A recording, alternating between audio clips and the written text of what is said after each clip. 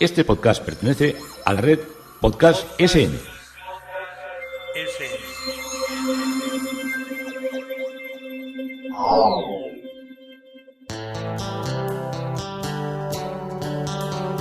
Historia con sentido. Un podcast realizado y presentado por Juan Carlos González.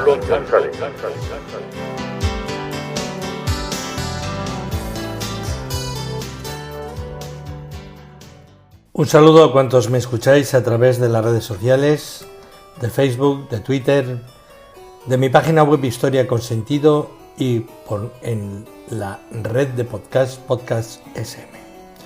Yo soy Juan Carlos González y un día más encantado de poderos acercar un episodio de la historia. Hoy el tema propuesto es la ciudad conventual. Cuando llega el frío, en lo que es nuestro centro peninsular, y se acerca la famosa Noche de los Difuntos, ahora muy cambiada con las noches estas de Halloween, de los disfraces y de los monstruos y de los menstruitos y de las telas de araña y un poco de la americanización probablemente de nuestra cultura. Todavía hay enclaves que mantienen y conservan bellas tradiciones que nos hacen aproximarnos a lo que fue el temor a lo ancestral y probablemente una visión romántica de la muerte y de la vida. Me estoy refiriendo a la representación que de Don Juan Tenorio se hace en Alcalá de Henares. La acción del Tenorio, una obra totalmente romántica, transcurre en la ciudad de Sevilla, y de hecho puede recorrer los pasos que don Juan Tenorio y don Luis Mejía realizaron por allí en sus auténticas aventuras afectivas. Hoy en día estarían totalmente trasnochadas y denostadas por excesivamente machistas, pero estamos hablando de una época romántica, estamos hablando de los amores de la España del 16. Y lo que sucede es que cuando uno empieza a recorrer aquello, pues bien, hay una parte del recorrido de la ruta del Tenorio, por llamarla de alguna manera, que creo que se llama así, que al final desembocas en la calle Torneo y por donde don Juan Tenorio se escapa con una barca a la isla, se refiere a la isla de la Cartuja, que está al otro lado del río Guadalquivir, con lo que se encuentran es con unas construcciones absolutamente vanguardistas y renovadas que eran las que formaron parte de la Expo del 92. Entonces te quedas un poco como hasta aquí va todo bien, pero claro, el convento al otro lado, en la Cartuja está tapada entre edificaciones. El caso es que no sirve mucho para hacernos una idea romántica romántica y vivencial de lo que fue la escena del Tenorio.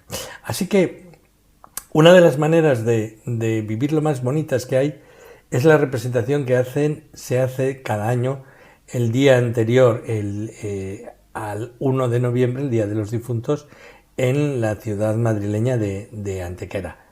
Perdón, de Antequera, de Alcalá de Henares, ya irá a Antequera, no os preocupéis. La ciudad de Alcalá de Henares pues es impresionante, ya os la iré describiendo en algunos podcasts, y tiene un enclave donde se hace esta representación que es pues extremadamente bello.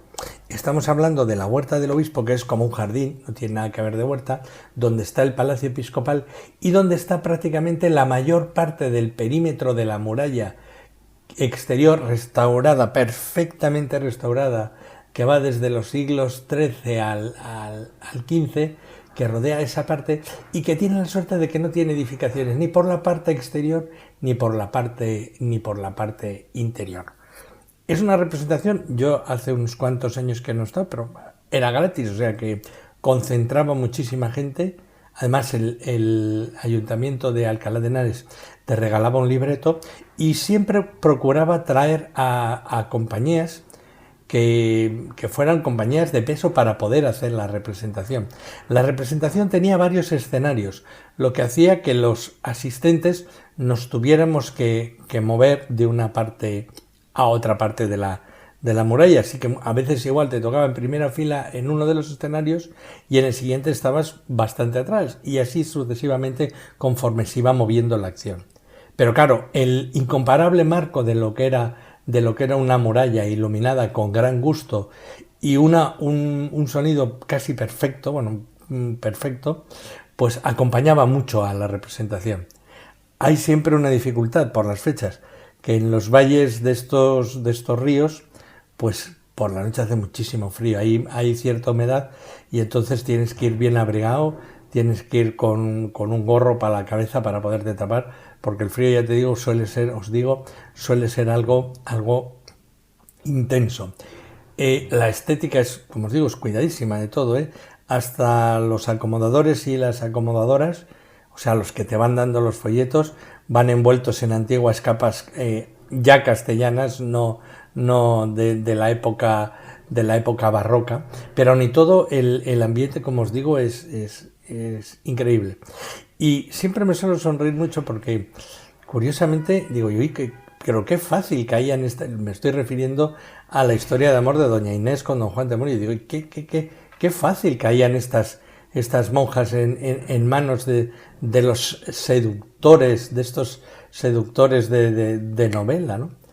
Y me solía sonreír, pero he visto que, hombre, no es un seductor de novela, pero hay ciertos personajes así que son más dados a la aventura afectiva, que suelen ejercer podríamos decirlo, casi una seducción hipnótica sobre las monjas. Lo viví de otra manera, desde luego que al amigo al que me estoy refiriendo no le vi seducir a ninguna monja de una manera afectiva desde el punto de vista copulativo. Bueno, esto es una broma todo lo que estoy haciendo, pero sí que os puedo decir que consiguió que pudiéramos visitar un convento de alta clausura con una disertación sobre la Virgen, una escultora, y al final dije yo, hay que ver, estos que siempre dicen que están lejos de la mano de Dios, están muy cerca de la mano de las monjas.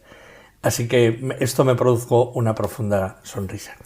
Y hay una cosa que, claro, todas las historias estas siempre acaban mal para el seductor, siempre se termina mal la historia, porque claro, no va a ser que la monja se va del convento y es feliz con un ardiente hombre al que conoce en una tórrida noche afectiva a las puertas o dentro del convento. Y siempre acaban mal, siempre el hombre tiene que acabar pues enderezando su camino y su vida. Y esto es lo que sucede con una leyenda que tiene lugar en Antequera, porque voy a continuar hoy hablando de Antequera y de los seductores de conventos, los asaltaconventos, que eran los que se subían por las tapias y descendían a las clausuras.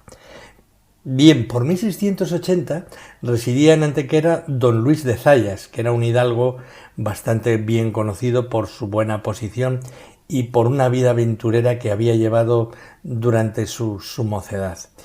Y dando tregua a todos estos devaneos y a todas estas acciones afectivas, se casó con una pariente suya, pero este cambio de estado no consiguió apartarle de esta senda un poco malvada, porque ya sabéis que el que es zorro siempre y acaba siempre el zorro asaltando el gallinero. Bueno, una mañana asistió a una toma de hábito de una religiosa, de una hermosa joven, y su belleza le encandiló y, oye, logró llegar hasta la monja a través de mensajes, de todo, hasta el punto de que la otra le dijo, bueno, pues al fin, me amas tanto que lo que quiero es oír contigo.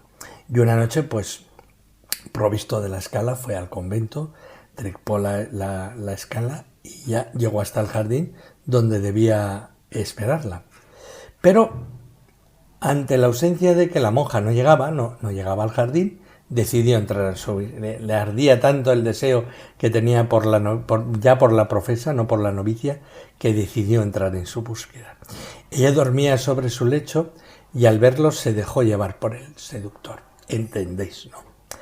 Pero al pasar por delante de la imagen de María, que estaba puesta en un lado del claustro, ya cuando los dos se escapaban después de haber cometido el delito afectivo para lo que era la monja, pues la religiosa sintió algo sobrenatural y rompió a llorar. Así que don Luis abandonó a la mujer y corrió hacia el jardín. Saltó deprisa por la escala que había echado de un lado al otro, y al cruzar en lo que es ahora la plaza de San Sebastián y llegar a la calle Nueva, pues las fuerzas le fallaron y cayó desvanecido. Y también en ese momento en que él caía desvanecido en medio de la plaza, en esos instantes también caía desmayada su cómplice frente a la imagen de María en el claustro del convento asaltado. Al día siguiente, don Luis le confesó a su mujer lo sucedido, asegurándole que había visto la imagen de Jesús con la cruz sobre los hombros, echándole en cara la enormidad de su delito. Y el hidalgo pidió perdón a su mujer y ella se lo concedió. Y como muestra de arrepentimiento, el caballero mandó a construir un arco, que aún subsiste, en la entrada de la calle Nueva, y colocó sobre él la imagen de Jesús pintado en la misma forma de la aparición y alumbrado perpetuamente por 6 luces. Así que desde entonces podemos contemplar un hecho misterioso de un final malo para un seductor de conventos. Cuando hablamos de las vírgenes y de las imágenes, es raro encontrar de las imágenes de la Virgen, o al menos no es muy normal encontrar una virgen vestida de monja. Pues esto es lo que nos sucede en la iglesia de El Carmen de Antequera, que es la que estamos visitando. Y nos habíamos quedado en el barroco camarín, en el camarín de la Virgen, de una interesantísima planta y alzado que conserva la policromía original en sus paredes. La planta se divide en 6 lóbulos que continúan en la altura dando forma a los paramentos de la pared y a los plamentos se llaman, de la cúpula, y en cada uno de los espacios encontramos inscripciones apoyadas por dibujos que hacen referencia a las letanías marianas. En los plamentos de la cúpula, de derecha a izquierda, tenemos una estrella con la inscripción matutina, de estrella matutina, un cáliz y la palabra espiritual, un templo y la palabra áurea, una puerta porta celi, y un espejo, speculum justitiae, espejo de justicia. Y en el lugar de la intersección entre la cúpula y los lóbulos de la pared observamos los dibujos de una fuente, un sol, el escudo de la orden carmelitana, una cara de luna, un pozo y una fortaleza. Y en la pared de izquierda a derecha tenemos en la parte superior del primer lóbulo el dibujo de una rosa y la palabra mística escrita. Debajo se sitúa la puerta, en el segundo se abre una ventana y en la parte superior del tercero aparece Honorabili junto a un copón y en el inferior Federis y un arca con una paloma.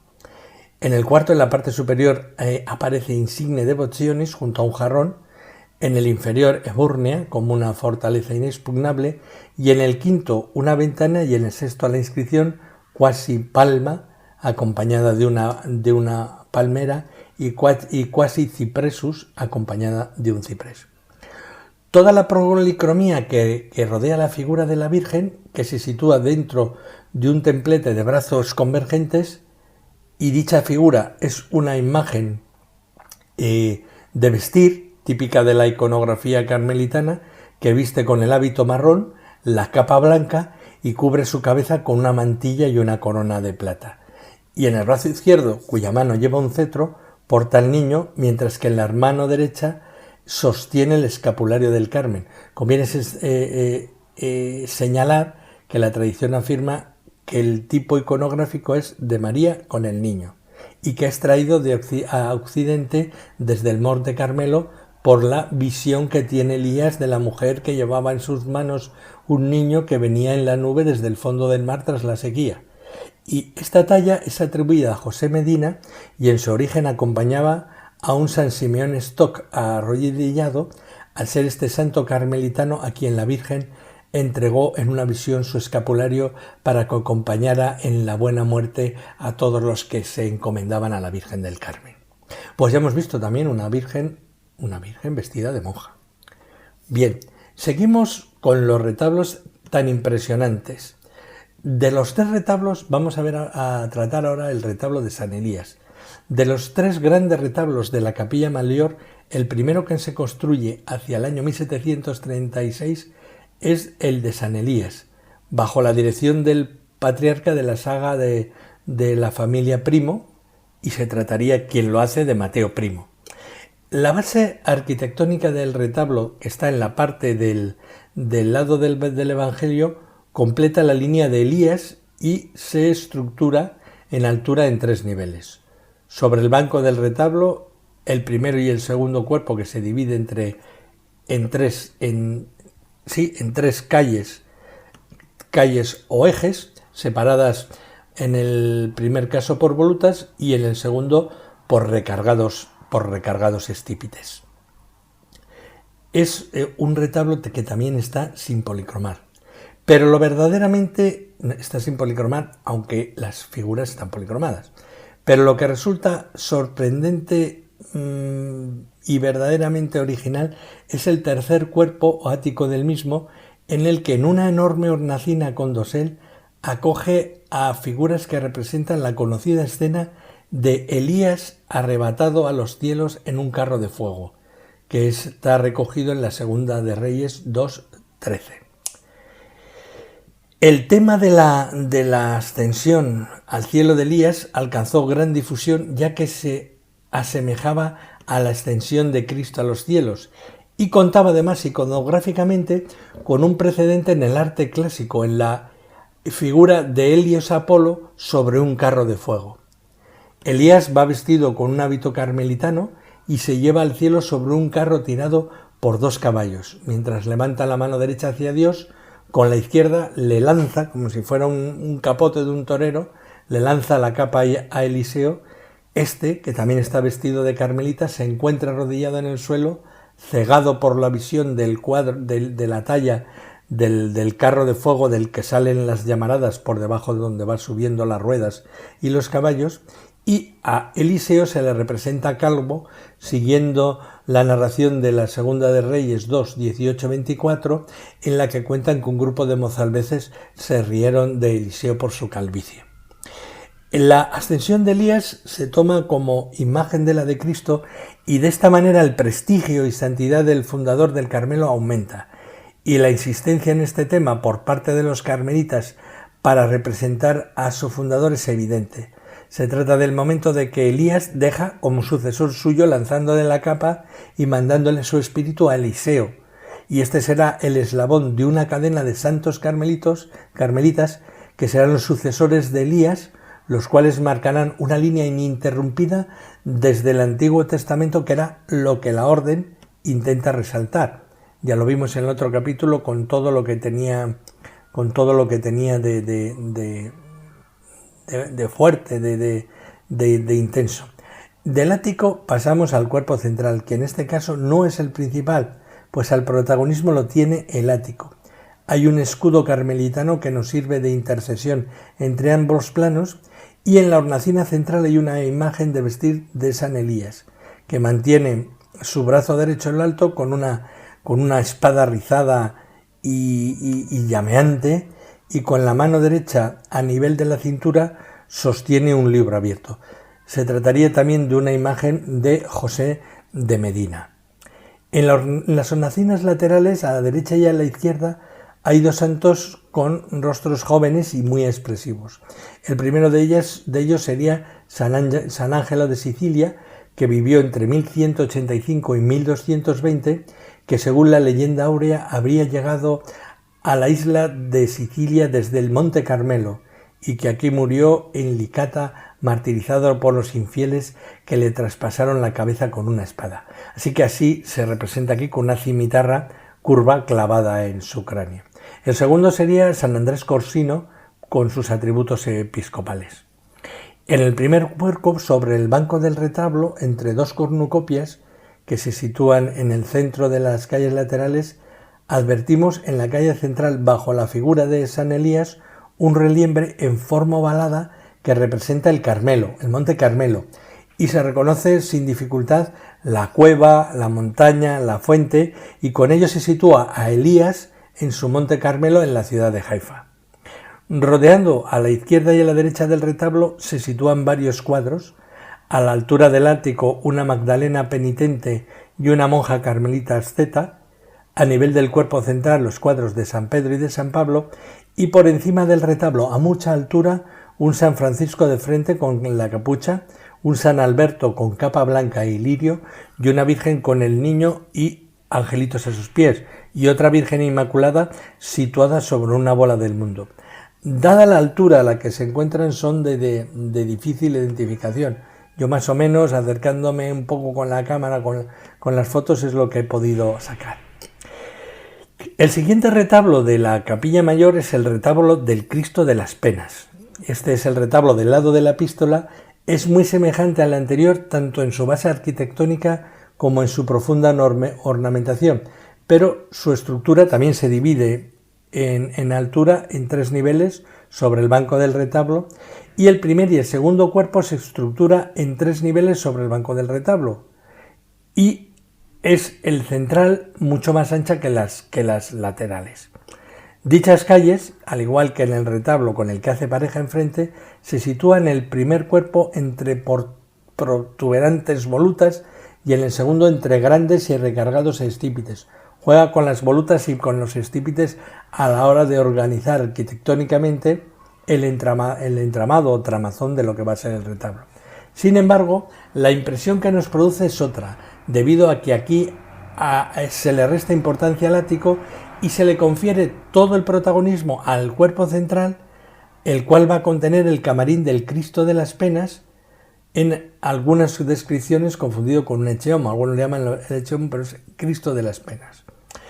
En la parte superior del ático, en una corona, un ángel con una gran cruz, en una circunferencia enmarcada en una estructura sobresaliente que sobresale y cuadrada, descubrimos la imagen de medio cuerpo en alto relieve de una Virgen rodeada de 13 ráfagas de rayos, que es una representación de la Virgen de la Soledad. Como suspendidos en el aire, la custodian 2 ángeles. El de la izquierda le falta el motivo de la pasión y el de la derecha mantiene en sus manos una escalera. Y entre los dos, otro sostiene un cáliz, haciendo alusión los 3 en su conjunto a la pasión de Cristo. Ocupa el centro del retablo, esta vez todo el dorado, la escultura del Cristo de las Penas de rodillas, con anhelante expresión y con las manos orantes entrelazadas, como Cristo mediador que espera a la crucifixión ya inminente y implora el perdón para sus verdugos mientras ofrece sus sufrimientos a Dios Padre por la redención de la humanidad. La imagen se conserva en un camarín y está considerada como una de las mejores piezas del barroco de Andalucía. El camarín del Cristo de las Penas se corresponde con los típicos camarines antequeranos de planta hexagonal, que sigue la línea marcada por el que marcó toda esta ciudad conventual, que fue el de la Virgen de los Remedios. Por eso le he llamado hoy la ciudad conventual cuando me refiero a la villa de Antequera, a la ciudad de Antequera. La Virgen de los Remedios, que fue hecha en 1709 y fue el primer camarín que marca toda la tradición. Los parámetros son cóncavos y se continúan en los plementos, igualmente cóncavos de la cúpula, la cual está como formada por la superposición de 2 anillos. En el primero se abren claraboyas cuatrilobuladas, quedando sustituida la central por un relieve del Padre Eterno, y el segundo, que es mucho más ancho mayor que el primero, está totalmente decorado por pinturas. En cada uno de los elementos y dentro de un marco simulado por la misma pintura se representan de medio cuerpo a San Joaquín, a San Elías, a la Virgen del Carmen, a San José, a Santa Ana y a San Juan Bautista. Y en el centro del camarín encontramos, como hemos dicho anteriormente, este Cristo de las Penas con las manos atadas delante de la cintura entronizado en un templete o trono de brazos convergentes.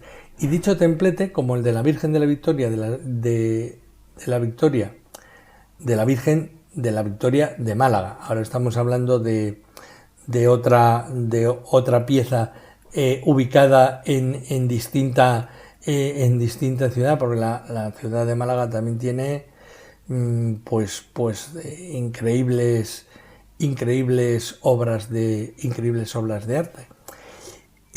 Estos serán los precedentes de este estilo, como os digo, que a su vez darán lugar más adelante a tronos actuales como elementos asociados a lo que es la función itinerante y procesional. Se trata de un templete sinuoso y dinámico con una estructura de 3 cuerpos, base maciza que hace las veces de peana, un espacio central abierto para dejar pasar la luz y para iluminar toda la talla, y se delimita por los brazos que convergen en la parte superior, que a su vez sustentan una espléndida corona que culmina el conjunto. Y delante de él se sitúa una pequeña imagen de la Virgen.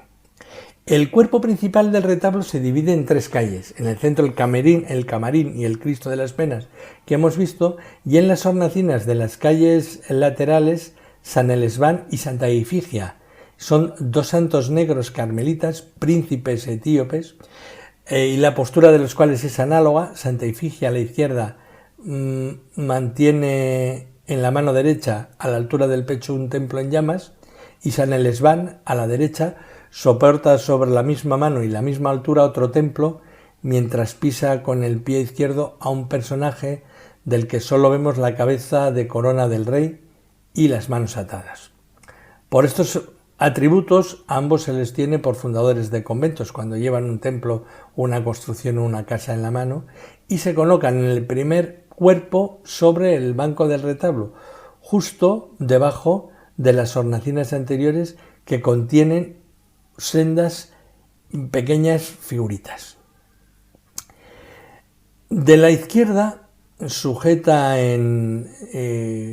con la mano derecha un ancla puesta hacia arriba, y a sus pies está la inscripción in cielo, entendible como hacia el oculto, y el de la derecha, estos son las piezas pequeñitas, las piezas que están fijadas en el retablo, que no sé si lo había dicho bien, y el de la derecha sostiene ese angelote con el brazo derecho una columna, y en la base está escrito sietit, estuvo de pies, y ambas piezas hacen alusión al Cristo de las Penas, al igual que los 4 pequeños angelitos con atributos de la Pasión que se sitúan entre ambas figuras, como flotando en el aire y haciendo de intersección entre las 4 volutas del primer cuerpo y las grandes estípites que delimitan los ejes verticales del segundo.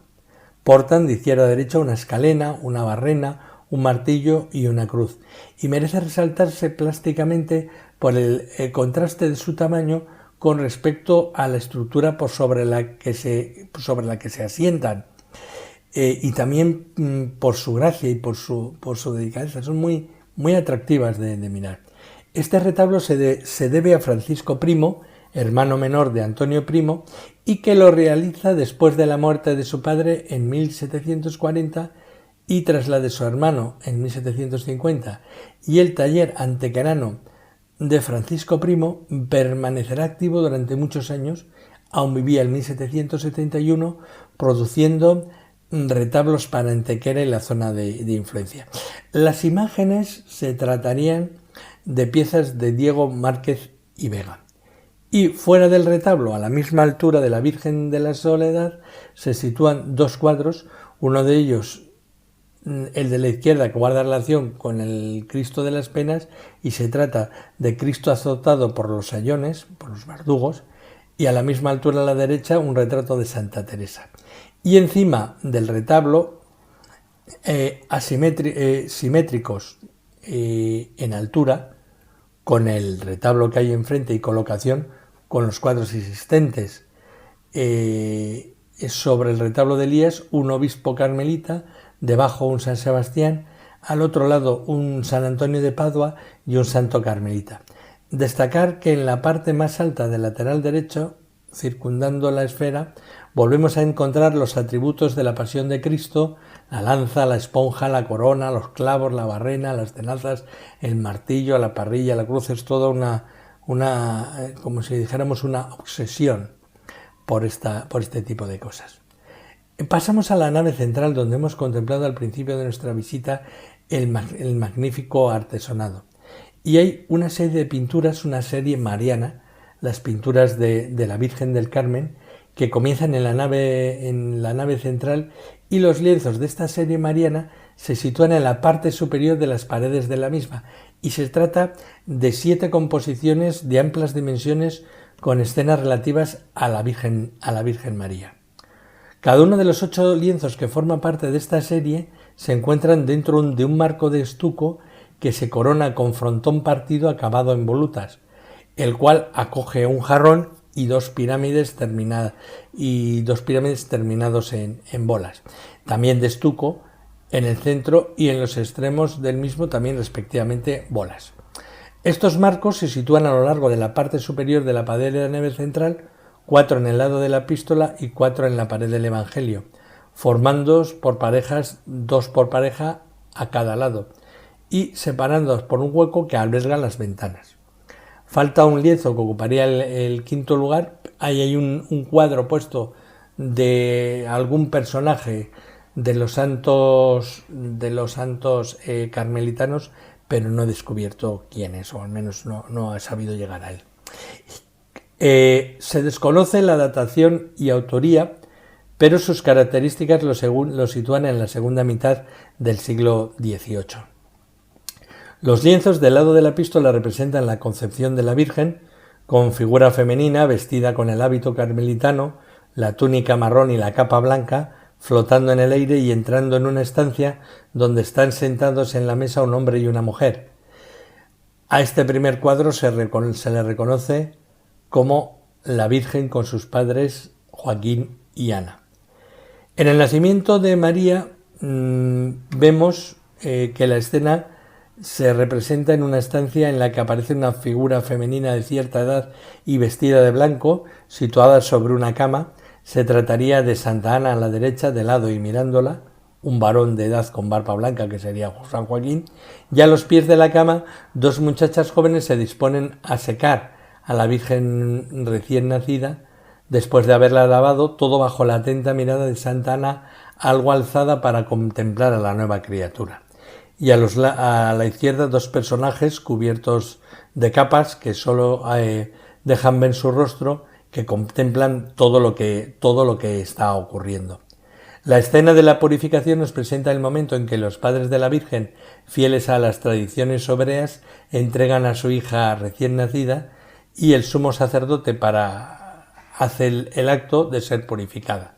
El sacerdote se sitúa detrás del altar, siendo representada por unas largas barbas y un gorro de 2 puntas, y el momento religioso de este instante lo ponen los 2 jóvenes que están a ambos lados del sumo sacerdote y sostienen cada uno en su mano un fino y largo cirio encendido, que bien puede ser la alusión al Antiguo y al Nuevo Testamento, pues ella actuará de mediadora entre los 2 testamentos, y el que está situado entre los padres de la Virgen, que se arrodilla al ofrecer la humilde ofrenda de 2 pichones blancos portados sobre un cuenco de barro, que era como se procedía en el momento de la purificación en el templo. La presentación en el templo, la composición sigue en la línea renacentista. Nos muestra en primer término a la Virgen Niña y a Santa Ana. La niña es introducida de la mano en el templo, que aparece en el fondo por Ana, y ambas figuras se presentan de perfil, contrastando con la imagen de San Joaquín, que si bien da la cara al espectador, se sitúa en un segundo plano a la izquierda de María. Y Santa Ana, que es el otro gran personaje de toda estación, conduce a su hija hacia el interior del templo, donde se encuentran unos personajes que deben ser las autoridades religiosas, mientras otras personas a la derecha contemplan la escena. Y los ropajes de todos los personajes que aparecen en estos lienzos pretenden ambientar la escena en la Judea del siglo I. Destacan estos cuadros por sus complejas composiciones con gran colorido donde predominan los tonos fríos. Los lienzos del lado del Evangelio contienen una única imagen, la de la Virgen del Carmen, con su colorido bastante apagado y dominado por los marrones. El cuadro de la Virgen orante contemplativa, María mira hacia arriba en actitud contemplativa, sentada junto a una mesa en la que hay un libro abierto, y la mirada de ella se dirige hacia las cabezas de los angelitos que aparecen en la parte superior de la representación, formando asimismo formando parte del mismo cielo de la estancia. Continuamos con la representación de la Inmaculada Concepción. En este caso su capa no es blanca sino roja por dentro y azul por fuera, y une sus manos en actitud orante y está coronada por pequeñas cabecitas de angelitos que se unen formando una circunferencia. Se la representa como suspendida en el cielo y sustentada por 3 querubines de cabecitas rosadas y alas blancas que se colocan debajo de sus pies, y a la vez otro par de angelitos le sostienen la capa. Y en la Asunción a los cielos tenemos a María con las manos cruzadas delante del pecho y la mirada dirigida hacia arriba, que asciende a los cielos, sostenida por 3 querubines que se sitúan a sus pies. Y la escena representa el momento de la Virgen a la llegada a los cielos, pues está rodeada de angelitos que revolotean alrededor sobre un fondo azul que cubre el fondo del cielo. Hemos empezado con una Virgen carmelita en un camarín y hemos acabado con una Virgen también vestida de carmelita en las alturas del templo del Carmen de Antequera.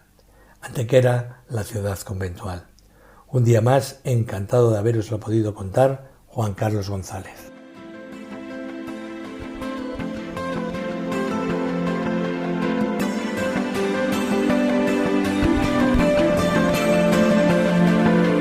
Hasta aquí un episodio más de Historia con Sentido. El podcast que te habla de historias de la historia, sucesos, eventos, como si el ayer fuera hoy. Síguenos a través de iTunes, Spreaker o iVoox.